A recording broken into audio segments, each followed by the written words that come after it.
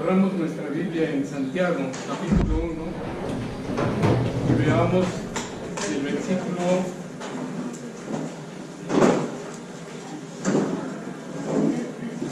2 al 4.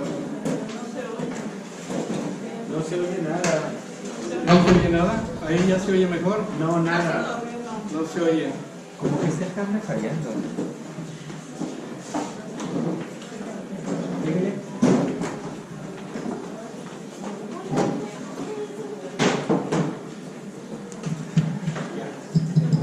Ahí está ya. Muy buenos días, ¿ahora sí me escuchan bien? Los voy a invitar a que abramos nuestras Biblias en Santiago capítulo 1 y veamos qué nos dice en el versículo del 2 al 4. Dice así: hermanos míos, tened por sumo gozo cuando os halléis en diversas pruebas, sabiendo que la prueba de vuestra fe produce paciencia. Mas tenga la paciencia su obra completa, para que seáis perfectos y cabales, sin que os falte cosa alguna.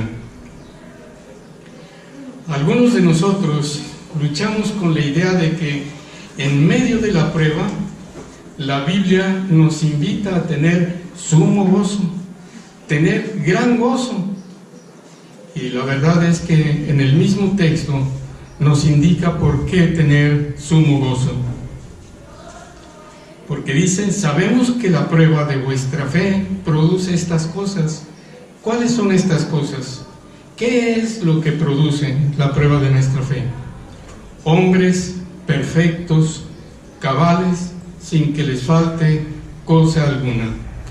¿Alguien quiere ser así, perfecto, cabal, sin que le falte cosa alguna? ¿Sí? No veo manos levantadas. Yo creo que sí. Muy bien.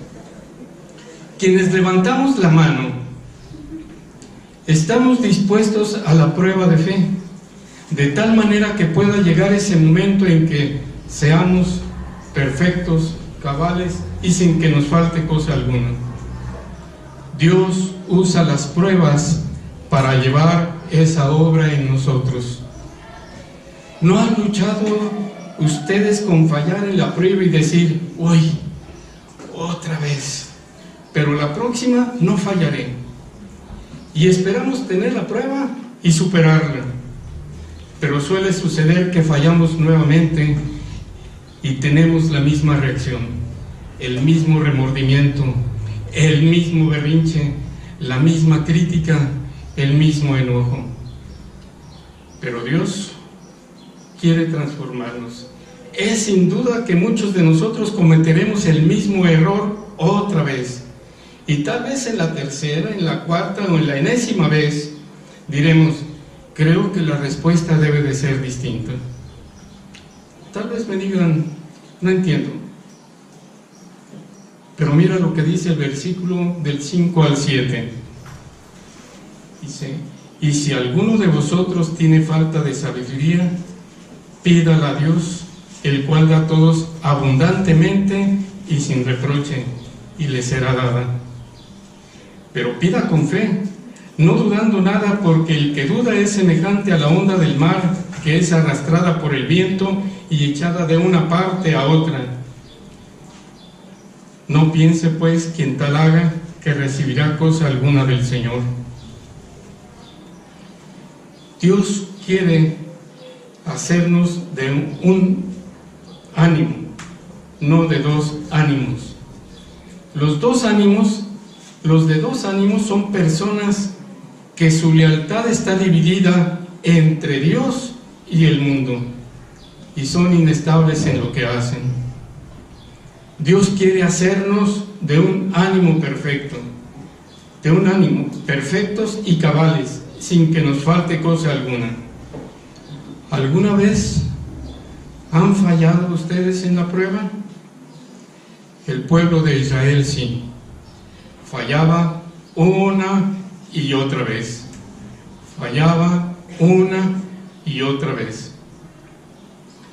En Números está la historia de Israel, que en medio del desierto y entre sus pruebas estaba el alimento, el agua, y el agua siempre fue una prueba para ellos.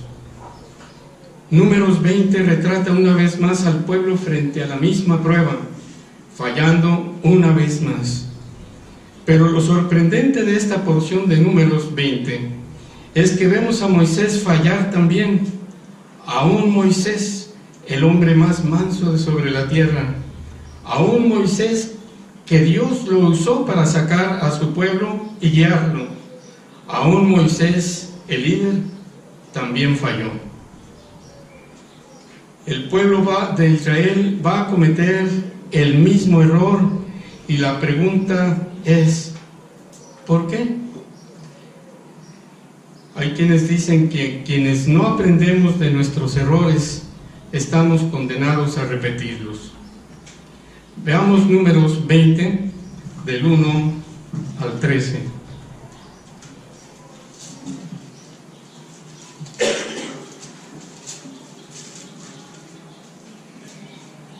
Llegaron los hijos de Israel, toda la congregación, al desierto de Sin, en el mes primero, y acampó el pueblo en Cades, y allí murió María, y allí fue sepultada. Y porque no había agua para la congregación, se juntaron contra Moisés y Aarón. Y habló el pueblo contra Moisés diciendo: ojalá hubiéramos muerto cuando perecieron nuestros hermanos delante de Jehová. ¿Por qué hiciste venir la congregación de Jehová a este desierto para que muramos aquí nosotros y nuestras bestias? ¿Y por qué nos has hecho subir de Egipto para traernos a este mal lugar? No es lugar de sementera, de higuera, de viñas, ni de granadas, ni aun de agua para beber.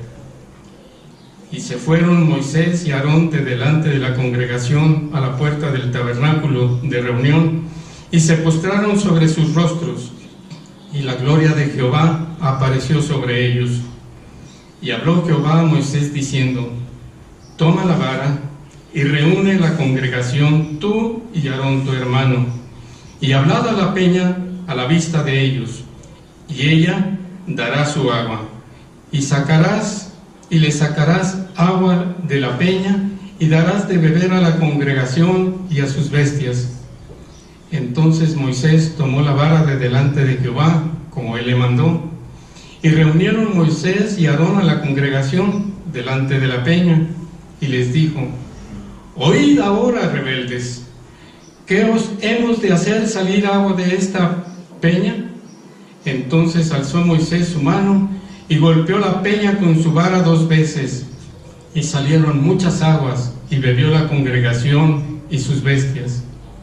Y Jehová dijo a Moisés y a Aarón: por cuanto no creíste en mí para santificarme delante de los hijos de Israel, por tanto, no meteréis esta congregación en la tierra que les he dado. Estas son las aguas de la rencilla, por las cuales contendieron los hijos de Israel con Jehová, y él se santificó en ellos.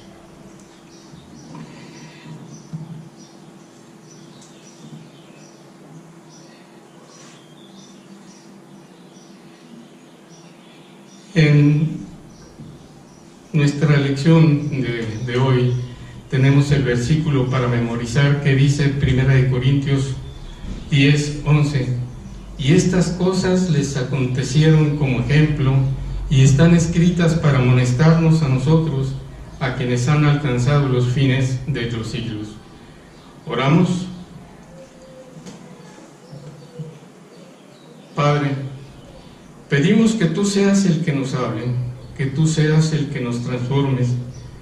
Señor, haz tu obra en nosotros, que tu Espíritu Santo nos convenza, que tu Espíritu Santo nos guíe a toda verdad.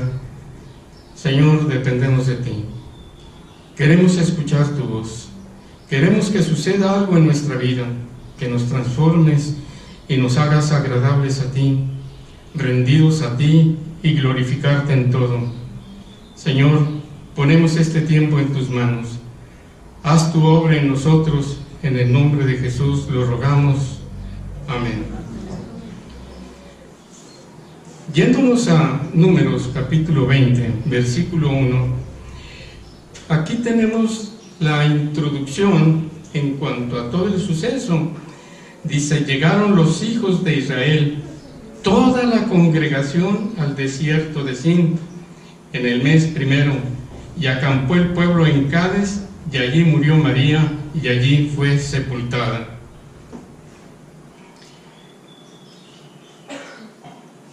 Nosotros podemos ver que llegaron toda la congregación, las 12 tribus estaban ya completas ahí.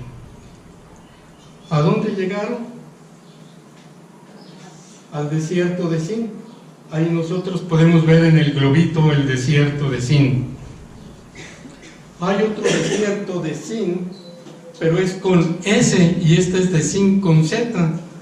En el desierto de Sin fue en lo de Éxodo 17, y acá está el apuntador. Y ahí podemos nosotros ver donde está el globito el desierto de Sin. Dice, nos da el lugar, nos da el tiempo, porque dice que en el mes primero, y acampó el pueblo en Cades, también nos da el lugar. Pero la pregunta es, ¿de qué año? Sí nos da el tiempo, sí nos da el lugar, pero la pregunta es, ¿de qué año? Nosotros podemos encontrar el año en la misma escritura, porque lo menciona. Si nosotros nos vamos a Números 20, 28, vemos que Aarón muere. Y en Números 33, 38 hace referencia a la muerte de Aarón, y dice que murió a los 40 años de la salida de los hijos de Israel de la tierra de Egipto, en el mes quinto, en el primero del mes. Esto quiere decir que hace 40 años que salió el pueblo de Egipto, y han pasado 40 años, y parece que en estos 40 años no han madurado mucho. ¿Por qué? Porque repiten lo mismo. Y tal vez nosotros digamos, bueno, yo voy a madurar también, tal vez dentro de un año yo esté mejor, haya madurado más, haya tenido mayor control sobre mí mismo, tenga mayor dominio propio. Y a vuelta del año nos encontramos con que sigo igual de chismoso, sigo igual de enojado, sigo igual de mentiroso, y se pregunta uno, ¿cuándo aprenderé? ¿Cuándo aprenderé? Aquí el pueblo de Israel han vivido muchas situaciones, han pasado muchos años y siguen haciendo lo mismo, una vez más. Al final del versículo dice, y allí murió María, y allí fue sepultada. María, la hermana de Moisés, la hermana mayor de Moisés, la hermana que estaba pendiente cuando su madre puso a Moisés en el río, y vio que la hija del faraón se acercaba y lo tomó, y entonces ella le ofreció, conozco una nodriza que puede alimentarlo y que puede cuidar de él. Y ve por Moisés, precioso, ¿verdad? La hermana mayor cuidando del hermano menor. Bueno, y también nosotros podemos ver a María cuando ahí tenemos una escena donde María está aquí entre las ramas, entre las plantas, cuidando, viendo qué es lo que sucede con su hermanito Moisés. Y es precioso ese pasaje de la escritura, porque nos habla del cuidado de María para Aarón. Pero también aquí podemos ver a María de recién que pasan el cruce, el Mar Rojo, que Moisés empieza a entonar el canto, y María toma la dirección de la alabanza y toma pandero, y dan gloria a Dios por el milagro que acaba de ocurrir. es hermoso, pero también María es la que junto con Aarón hablaron con dolo de Moisés, y fue llamada la atención muy fuerte a María y tuvo que salir del campamento porque contrajo lepra. Y aquí dice la Escritura que allí murió María y allí sepultó. Ahí fue sepultada. Pero tenemos una pregunta: ¿qué el ser hermana de Aarón no habría palanca como para que pasara por alto algo? Pues no. Nuestra relación con el Señor es personal y es única, y aquí no valen palancas. Aquí no se vale decir, bueno, es que mi mamá y mi papá son cristianos, pues a mí ya me toca algo. No, mis hermanos, es una relación personal con el Señor. Si queremos tener esa relación personal con el Señor, tenemos que acudir al Señor Jesucristo. Entonces nosotros podemos ver en el versículo 3, dice: y porque no había agua para la congregación, se juntaron contra Moisés y Aarón. ¿Habíamos escuchado esto algo antes? Otra vez y otra vez. No había agua, no había alimentos, no había carne, y se iban contra Aarón, y aquí lo tenemos otra vez. Y dice el pueblo: y habló el pueblo contra Moisés diciendo: ojalá hubiéramos muerto cuando perecieron nuestros hermanos delante de Jehová. Se están refiriendo a lo que acaba de suceder con Coré, cuando Coré peca y toda la tribu es tragada por la tierra, y cuando también aquellos que pretendían ser sacerdotes tenían sus incensarios, y el Señor los calcinó, los quemó. Entonces se están refiriendo a eso. Dice: ¿por qué hiciste venir a la congregación de Jehová a este desierto para que muramos aquí nosotros y nuestras bestias? ¿Lo habían oído ya antes? ¿Lo habían dicho antes? Ya lo habían dicho. Dice: a este mal lugar no es lugar de sementera, de higueras, de viñas, ni de granadas, ni aún de agua para beber. Están en Cades.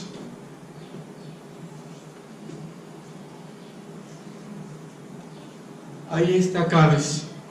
Están en Cades, en la frontera para entrar a la tierra prometida, en el mismo lugar en que 40 años atrás enviaron espías para ver cómo era la tierra prometida, y estos espías duraron 40 días explorando la tierra.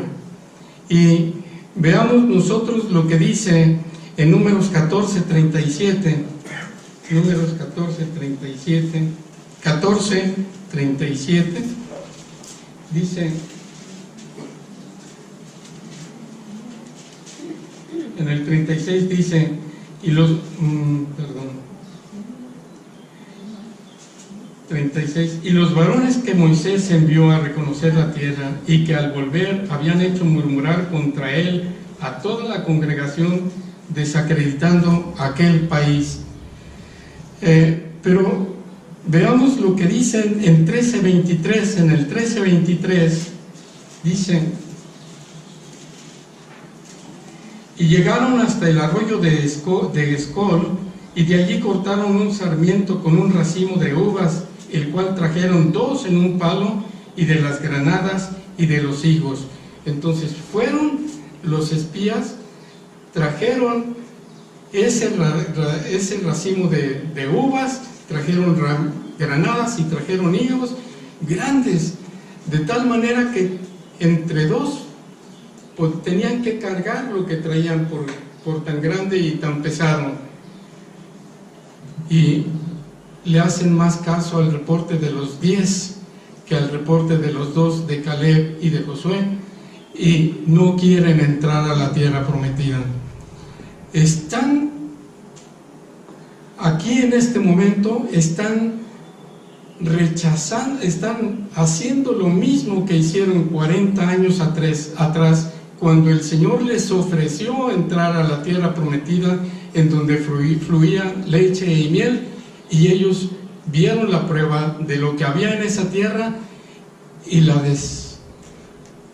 despreciaron, no quisieron entrar, prefirieron no entrar. ¿Por qué? Porque los intimidaron, porque creyeron que había ejércitos más fuertes, hombres más fuertes, y total, ellos no querían luchar, no quisieron hacer un esfuerzo por entrar a la tierra prometida, no confiaron en el Señor que les daba la tierra prometida. Y es cuando el Señor les dice que van a durar 40 años, un año por cada uno de los días que habían recorrido los espías la tierra prometida, vagando por el desierto.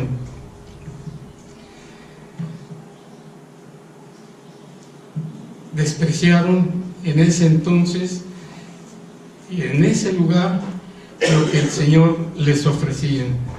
Y nosotros a veces decimos: no tengo paz, y no tendré paz porque desprecié la oportunidad que el Señor me dio en cuanto a perdonar a mi hermano, en cuanto a perdonar a mi vecino, y por no perdonarlo yo sigo sin paz, porque no aproveché el tiempo que el Señor me dio para perdonar a ese hermano, para perdonar a ese vecino.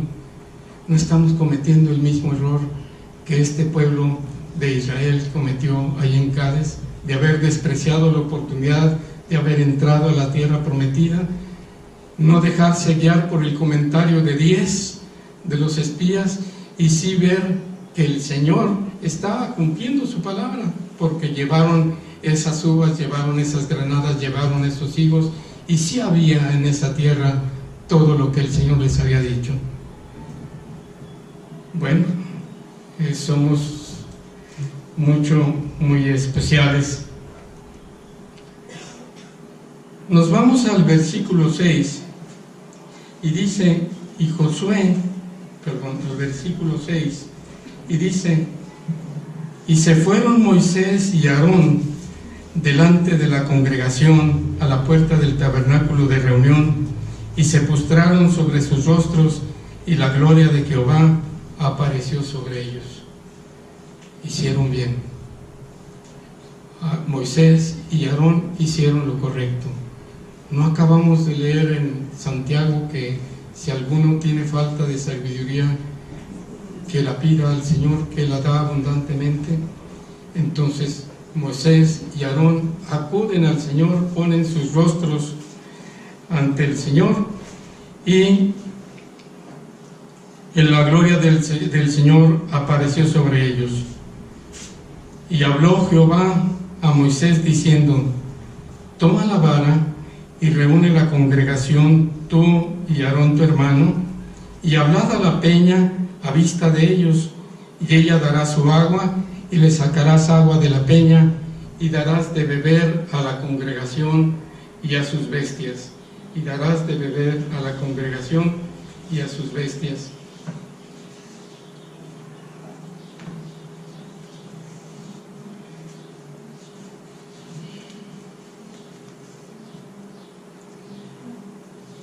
Y nosotros vemos que dice: entonces Moisés tomó la vara de delante de Jehová como él mandó.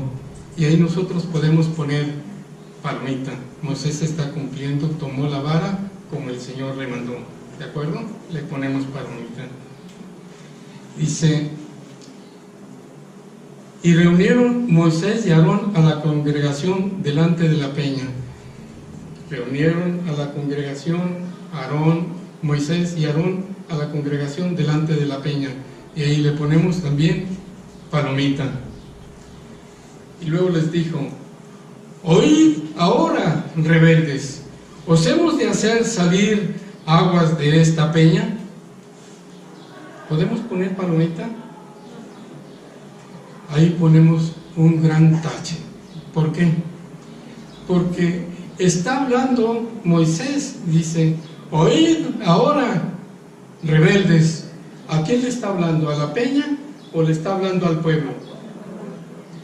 Le está hablando al pueblo, ¿verdad? No le habla a la peña, ahí es un tache. Bueno, entonces nosotros podemos también ver que les dice: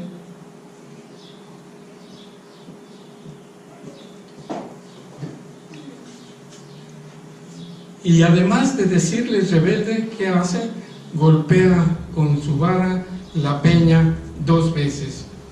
Y salieron muchas aguas, y bebió la congregación y sus bestias. Pero aquí la pregunta es: ¿quién es? Tiene razón Moisés de gritarles rebeldes, de decirles rebeldes. Pues claro, sí, tiene razón, es un pueblo rebelde.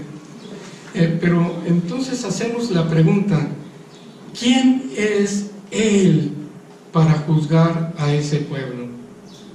Si el mismo Dios le está diciendo: háblale a la peña y yo le daré agua al pueblo. Si el mismo Dios no los está juzgando en ese momento, ¿por qué Moisés toma este papel de juez? En realidad, el rebelde es Moisés. En Números 27:14, recordando esta escena, le dice Dios a Moisés y a Aarón: fuisteis rebeldes a mi mandato en el desierto de Sin, en la arrecilla de la congregación, no santificándome en las aguas a los ojos de ellos. Mi mandato fue hablarle a la peña. Pero ahí está Moisés juzgando al pueblo, haciendo creer al pueblo que él es el libertador. Y no solamente eso, sino golpeando la peña. Moisés se siente como libertador, como si por su poder iba a realizar esto. Es increíble. Moisés está rechazando la verdad de que Dios es Dios, de que Dios es juez, de que Dios es libertador, y está tomando el lugar de Dios, pero de un Dios bien raro, de un Dios enojado que le grita rebeldes al pueblo.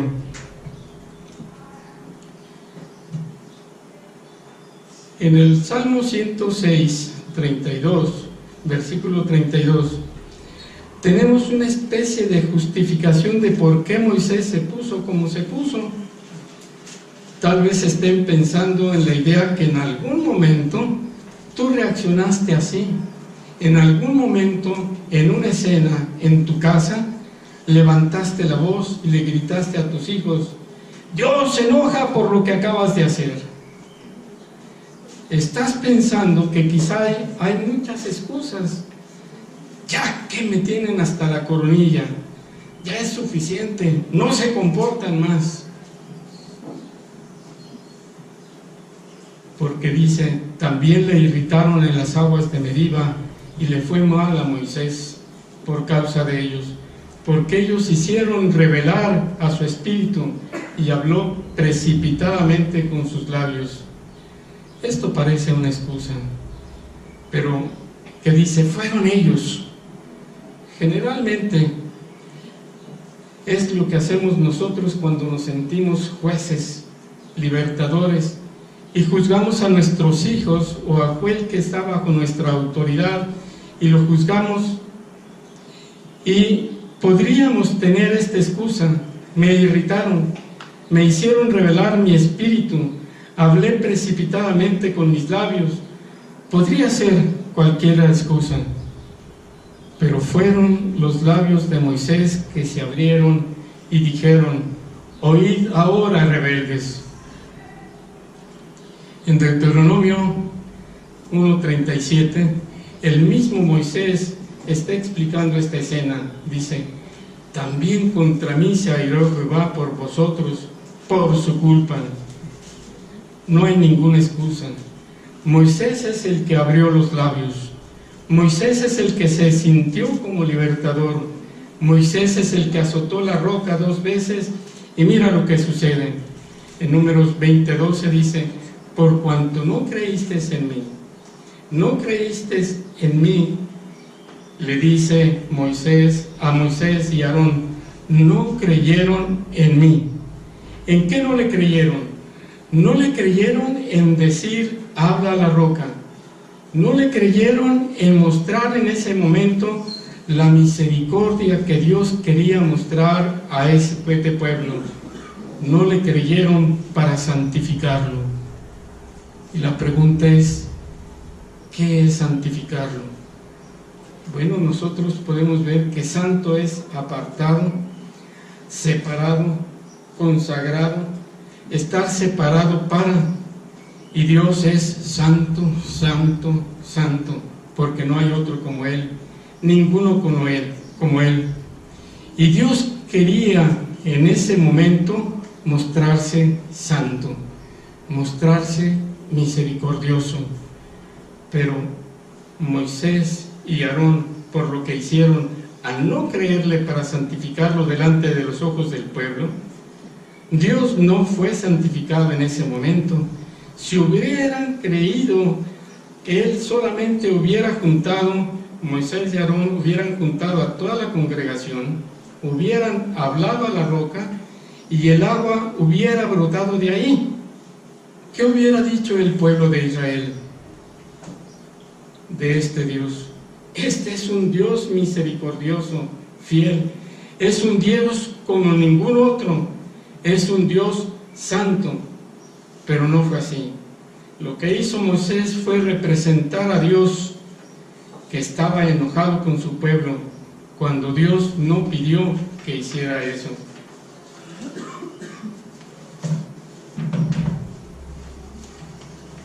Azotó la roca 2 veces. ¿Qué sucedió?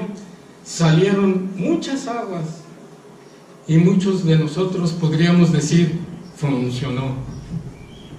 Muchas veces en nuestra vida hemos tomado decisiones solamente porque funcionan. ¿Por qué le gritas a tu hijo así? Porque funciona. Es la única manera en que me hace caso. Funciona. Pero ¿es eso lo que Dios te pide que hagas? Este es el ejemplo más cercano que tengo, porque muchos de nosotros reaccionamos así, como Moisés, haciendo lo que funciona, y funciona con nuestros hijos. Pensamos, si me muestro yo enojado con ellos, me van a hacer caso, porque si me ven así a ver, mi hijo, déjame hablar contigo, no me va a hacer caso. Yo tengo que exaltarme, alzar la voz y gritar y decirle, estás mal, eres un rebelde, y funciona. Se fue a su cuarto. Yo me acerco y nomás se me queda viendo. Funcionó. Hasta le di un zape y funcionó. Ahora trato de abrazarlo y se hace para atrás, pero funcionó. Pero Dios no te ha pedido que hagas eso. ¿Entendemos la relación? Muchas veces hacemos lo que funciona, pero no es lo correcto, no es lo que Dios te ha pedido, por lo menos en este ejemplo de padres. La Biblia dice que yo tengo que enseñar a mis hijos su palabra todos los días, al levantarme, al acostarme, al ir en el camino, al estar en casa, en todo momento recordarles su palabra. La Biblia dice que yo tengo que enseñar a mis hijos, la Biblia dice que yo tengo que crear a mis hijos en amor, en disciplina y amonestación del Señor. Ahí está, en amonestación, órale, le doy el zape. Pero no, tranquilo, no se trata de eso. Porque si yo corrijo a mi hijo de esta manera, y lo voy a hacer con una pregunta simple. La próxima vez que haga algo malo, ¿a quién le va a tener miedo? ¿A ti o a Dios? A ti. Y entonces tú te vas a convertir en su Dios. ¿Y no es eso idolatría? ¿Y no es eso alejarlos de Dios? Moisés tenía una tarea: representar a Dios en ese lugar, y no lo hizo. No hizo lo correcto. No, quizás hizo lo que funcionó, pero no es lo correcto. Y entonces Dios le dice: no me creíste para santificarme a los ojos del pueblo, por tanto no vas a meter este pueblo a la tierra prometida. Y Moisés se quedó fuera de la tierra prometida. ¿Recuerdas a ese Moisés? ¿Recuerdas a ese Moisés que ve a un egipcio golpeando a uno de sus hermanos hebreos y que se levanta en ira y agarra al egipcio y lo mata y lo esconde? Y cuando al siguiente día ve a dos hebreos peleando, se acerca y los trata de poner en paz y le dicen: ¿tú quién eres? Tú eres el que mataste al egipcio. Y Moisés sale huyendo. ¿No pareciera la misma escena de Moisés tratando de libertar a su pueblo? En su carne, en sus fuerzas, rebeldes, y paz contra la roca. Moisés pareciera estar regresando hacia ese momento del principio, cuando en realidad durante todos estos 40 años Dios ha sido bueno y fiel, ha sido santo, no ha dejado pasar el pecado. Esto es sin duda. Es más, aquí mismo lo estamos viendo, no está dejando pasar el pecado de Moisés, porque dijimos: ¿qué ser hermana de Moisés? ¿No hay palanca ahí? ¿Qué ser Moisés? ¿No tiene palanca ahí también? ¿El ser Moisés no hay palanca? Pues en este momento no. Pecó y Dios dijo: no vas a meter al pueblo a la tierra prometida.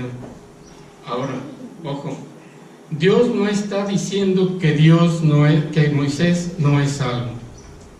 Moisés creyó en el Señor Jesús.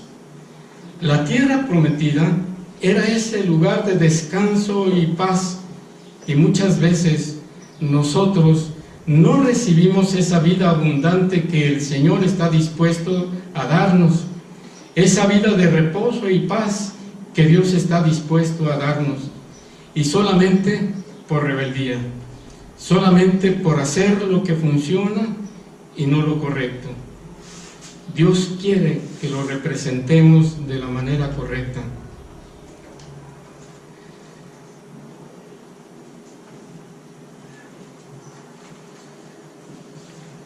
Si nos quedamos con la idea de que Moisés perdió la salvación, vámonos a Lucas capítulo 9, versículo 28, y dice: aconteció como 8 días después de estas palabras que tomó a Pedro, a Juan y a Jacobo. Estaba hablando del Señor Jesucristo, y subió al monte a orar.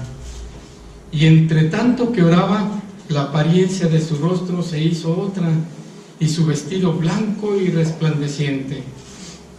Y aquí 2 varones que hablaban con él, los cuales eran Moisés y Elías.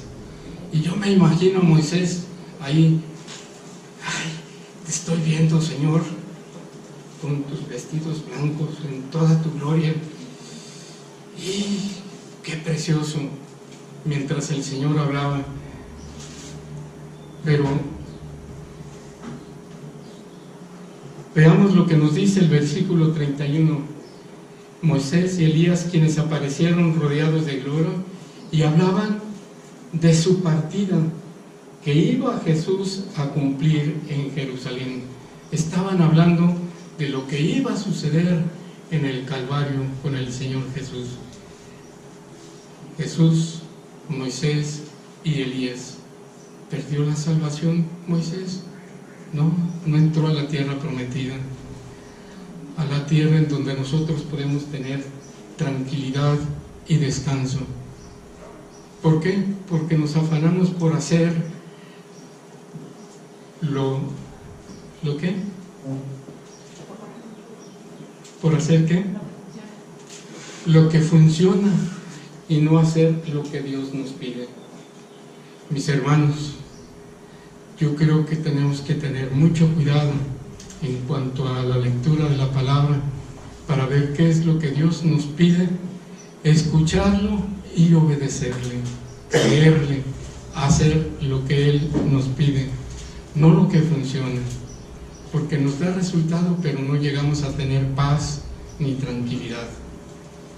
Bien.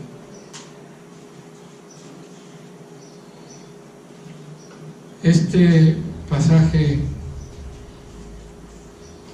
me enseñó mucho, espero que les enseñe a ustedes también, que no es suficiente con ser obedientes una vez, hay que ser obedientes siempre, hay que estar pendientes siempre, y en el menor detalle, si me falta sabiduría, acudir ¿a quién?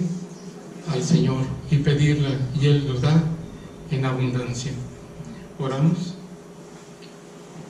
Padre bueno, te damos gracias por tu palabra, por tu enseñanza, Señor, y porque nos das oportunidad de aprender, Señor, de gozarnos en tu voluntad y, Señor, de ser bendecidos por ti.